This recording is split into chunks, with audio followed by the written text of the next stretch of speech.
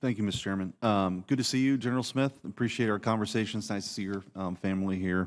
Should be very proud, and thank you for your service. As you know, as we talked about, your nomination comes at a time where communist China means business, and I think that threat has reached critical levels. Also comes at a time where the Marine Corps is at a crossroads as far as the Force Design 230 priorities. And you've been asked a lot of these, I'm not going to repeat because Senator Scott must have stolen my notes because he asked almost the exact questions I wanted to ask you. But as far as, platforms that are most critical for that Force Design 230, where do you feel like we're at? How can we be most helpful in making sure the Marine Corps is positioned? Because I think that obviously as our attention more and more focuses to the West and the Indo-Pacific theater, the Marine Corps has to play a very important role. So what is it that you need by way of weapon systems? Sir, in terms of weapon systems, it is our long-range strike, and that is things such as, Senator, Naval Strike Missile. It is our aviation ordnance that is being delivered from F-35 platforms and currently F-18s. Those munitions and those systems are absolutely vital. Our Marine Air Defense Systems, we call it MRIC, Medium Range Intercept Capability, absolutely vital, sir, and if confirmed, I'm committed to continuing those programs. And to your point, sir, mobility. Organic, meaning things the Marine Corps has direct control over. That mobility, be it KC-130 transport refueler aircraft, CH-53K heavy haul helicopters, and most importantly, amphibious warships. Those are all part of the spectrum of organic mobility that enables Marines to be first to fight. We absolutely must have that to best support the joint force in the nation.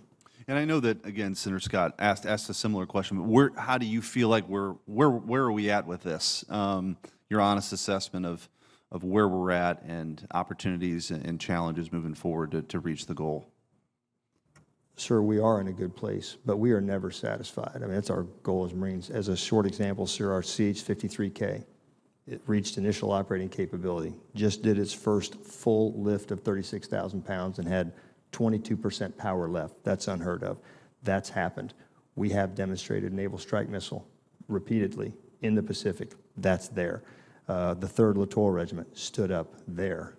Our MQ-9 Alpha extended range ISR platform that is an aerial gateway to close kill chains for us and the Joint Force, it is there. We've been using it in Central Command, moving it to the Pacific.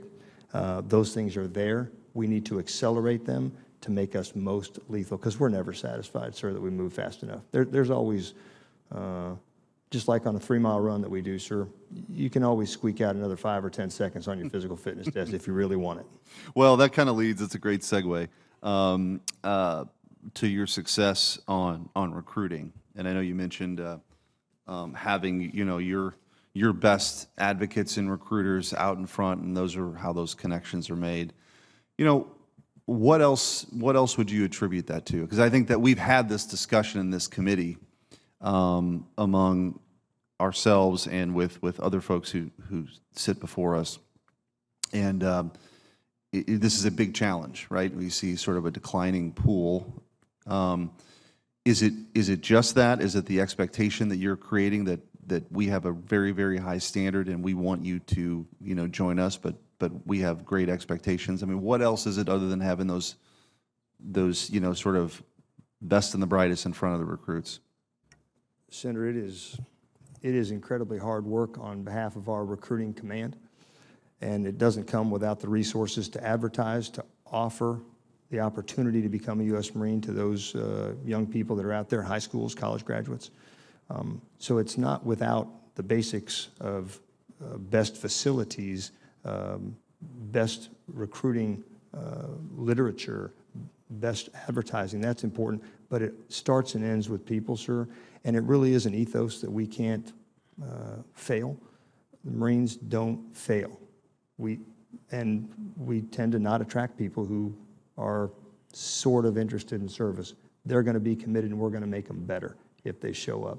We're committed, and we expect you to be committed, and we're not going to change that, sir. Our recruiters don't fail. they're working incredibly hard out there, Senator, and they deserve our gratitude. One thing, if I may, Senator, the ability to, if confirmed, I would seek additional help with this committee to ensure that we do have access to all the high schools to simply offer an opportunity. If students don't want it, that's fine, but we want to make sure we offer that because we offer some of the best opportunities this country has. Thank you. Thanks for your service. Thank you, sir. Thank you, Senator Schmitt.